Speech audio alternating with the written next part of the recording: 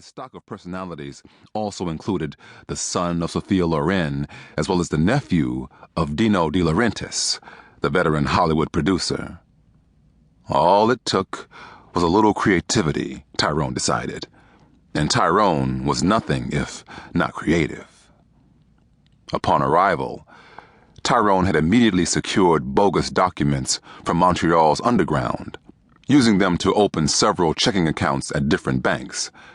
Playing three-card Monte to make ends meet, he routinely floated one bad check to cover the other.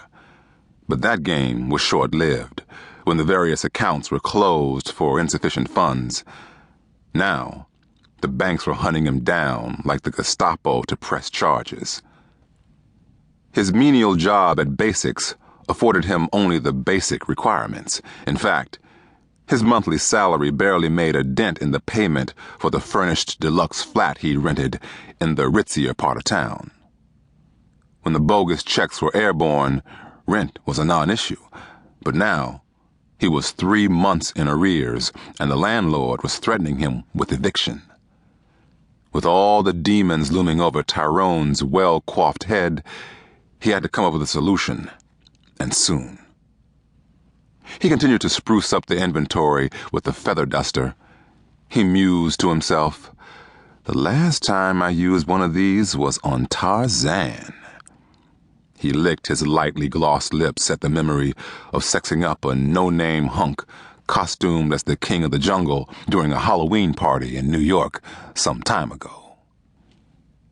"Excuse me," he said absently to a customer who was loitering in his aisle and testing lipstick shades on the back of her hand. "Do you have a tissue?" the woman asked. Tyrone turned back around, thinking she was speaking to him, but the woman's friend approached, pulling a Kleenex out of her purse. The two women began chatting. "Do you think this shade will match my gown?" asked the one with the lipstick-stained hand. Her friend was dressed in a too-tight, unflattering teal suit with a skirt that hovered high above her knees. A tacky silver belt was buckled snugly around the waist of her 70s-era blazer.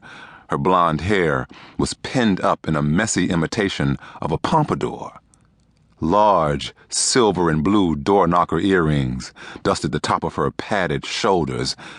The pair brought to mind Eddie and Patsy, the best friends from the BBC sitcom Absolutely Fabulous. "You need a bolder red," insisted the tacky one. Lipstick Hand looked into the mirror. "You think?" "If you want to stand out, most definitely." Tired of this shabby display of non-chic, Tyrone was ready to walk off, but stopped in his tracks when Tacky Mama said, "You know Montreal's who's who will be there." His interest was piqued. He wanted the lowdown on when, where, and exactly who was on that who's who list. The direct approach, coming straight out and asking, probably wouldn't work in this case, since they would no doubt view him as a mere underling toiling away in a discount cosmetics store. So, instead, he wandered over to the next aisle, but he was careful to stay within earshot. "You know the black and white ball is a rather conservative affair, so I think I'll tone it down a bit." "Aha!" he smiled. One question down, 2 more to go. "Suit yourself," said the tacky one. "I plan to add a bit of color to all that black and white." Of course you would, Tyrone thought. Scheming, he ran through a mental inventory of the black and white evening gowns that hung in his closet. There was the black knit jersey Michael Kors, conservative but alluring at the same time.